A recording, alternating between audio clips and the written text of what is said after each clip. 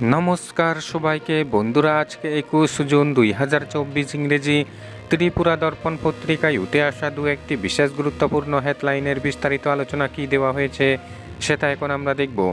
প্রথমে যেই হেডলাইনটির বিস্তারিত আলোচনা দেখব সেই হেডলাইনটির নাম হলো নিটের পর ন্যাট ব্যাপক অনিয়ম, পরীক্ষা বাতিল।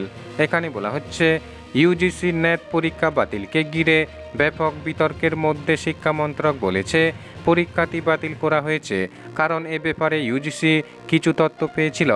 সততার সঙ্গে আপোষ করা হয়েছে বলেও জানিয়েছে শিক্ষা মন্ত্রক। এদিন শিক্ষা মন্ত্রকের যুগ্ম সচিব গোবিন্দ জয়সওয়াল বলেছেন, সরকার এ ব্যাপারে কারো বিরুদ্ধে ব্যবস্থা নিতে দ্বিধা করবে না। শিক্ষা মন্ত্রকের যুগ্ম সচিব গোবিন্দ জয়সওয়াল বলেছেন, নেট পরীক্ষার জন্য সারা দেশের 10 লক্ষের বেশি পরীক্ষার্থী নাম নথিভুক্ত করেছিল, কিন্তু ভারতীয় সাইবার ক্রাইম কোঅর্ডিনেশন সেন্টার থেকে পাওয়া ইনপুটের উপরে ভিত্তি করে ওই পরীক্ষা বাতিল করা হয়েছে। তিনি আরও জানিয়েছেন, বিষয়টির তদন্তের জন্য সিবিআইয়ের হাতে তুলে দেওয়া হয়েছে। এই ব্যাপারে নতুন পরীক্ষা সংক্রান্ত তথ্য শীঘ্রই জানানো হবে বলে জানিয়েছেন শিক্ষা মন্ত্রকের ওই কর্তা। তিনি আশ্বস্ত করার চেষ্টা করেছেন, মন্ত্রণালয় অন্যায়ের সঙ্গে জড়িতদের বিরুদ্ধে ব্যবস্থা নিতে দ্বিধা করবে না।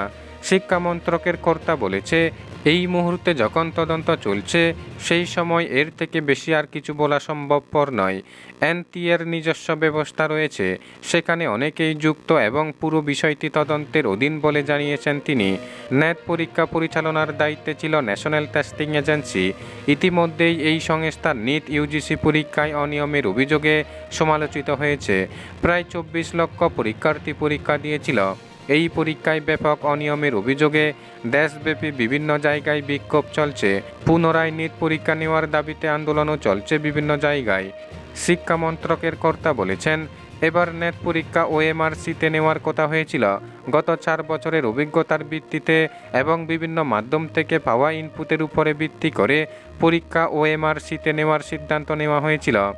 ইউজিসি নেট হল বিশ্ববিদ্যালয় ও কলেজ সহকারী অধ্যাপক পদের যোগ্যতা নির্ধারণ ও গবেষণা করার জন্য একটি পরীক্ষা। এদিকে নিট নিয়ে ওঠা অভিযোগের মধ্যে নেট পরীক্ষা বাতিল হওয়ার বিষয়টি সংসদের অধিবেশন শুরুর আগে বিরোধী হাতে রসদ জুগিয়েছে। কংগ্রেস নরেন্দ্র মোদীর নেতৃত্বাধীন এনডিএ সরকারকে পেপার ফাঁসের সরকার বলে নিশানা করেছে। সমাজবাদী পার্টি সহ ইন্ডিয়া ব্লকের অন্য দলগুলিও এই দুই পরীক্ষা নিয়ে সরকারকে তীব্র আক্রমণ করেছে। বন্ধুরা, এরপরের হেডলাইন রয়েছে 32 লক্ষ টাকায় বিক্রি প্রশ্নপত্র। এখানে বলা হচ্ছে, নিট পরীক্ষায় দুর্নীতির পর্দাফাঁস। কিভাবে দুর্নীতি হয়েছিল তা জানা গেল। পরীক্ষার আগের দিনই পাশ হয়ে যায় নিট পরীক্ষার প্রশ্নপত্র।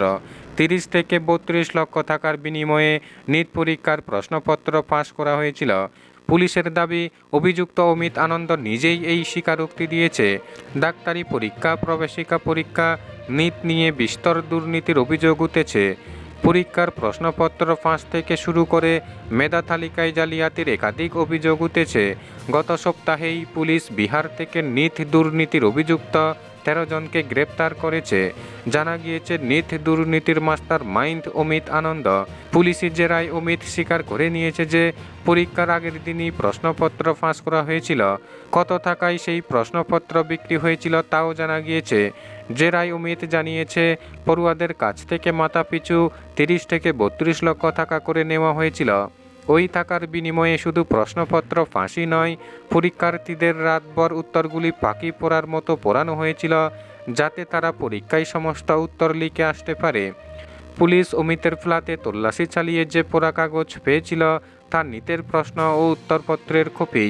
অমিত স্বীকার করে নিয়েছেন যে এর আগেও একাধিক পরীক্ষার প্রশ্নপত্র ফাঁস করেছে সে। পাটনার এজি কলোনির যে ফ্ল্যাটে ভাড়া নিয়ে থাকতো অমিত, সেখানেই পড়ুয়াদের আসতে বলা হতো ফাঁস হওয়া প্রশ্নপত্র সংগ্রহ করার জন্য। তার বদলে পড়ুয়াদের মাথাপিছু লাখ লাখ টাকা নেওয়া হতো। প্রসঙ্গত, গত 4 জুন ফল প্রকাশ হয় নিট পরীক্ষার। মেধা তালিকায় প্রথম স্থানে 67 জন পড়ুয়ার নাম রয়েছে তাতে। এরপরই দুর্নীতির অভিযোগ উঠে মেধা তালিকায় থাকা বাকি পড়ুয়াদেরও যে গ্রেস মার্ক দেওয়া হয়েছিল তা নিয়েও প্রশ্ন তোলা হয়। দেশ জুড়ে নিট পরীক্ষা বাতিলের দাবিতে বিক্ষোভ শুরু হয়। মামলা গড়ায় সুপ্রিম কোর্ট পর্যন্ত। ছাপে পড়ে এনটিএর তরফে গ্রেস মার্কস প্রাপ্ত 1563 জনের মার্কশিট বাতিলের সিদ্ধান্ত নেওয়া হয়। পুনরায় পরীক্ষার ব্যবস্থা করা হয়েছে আগামী 23 জুন। ফল প্রকাশ হবে 30 জুন।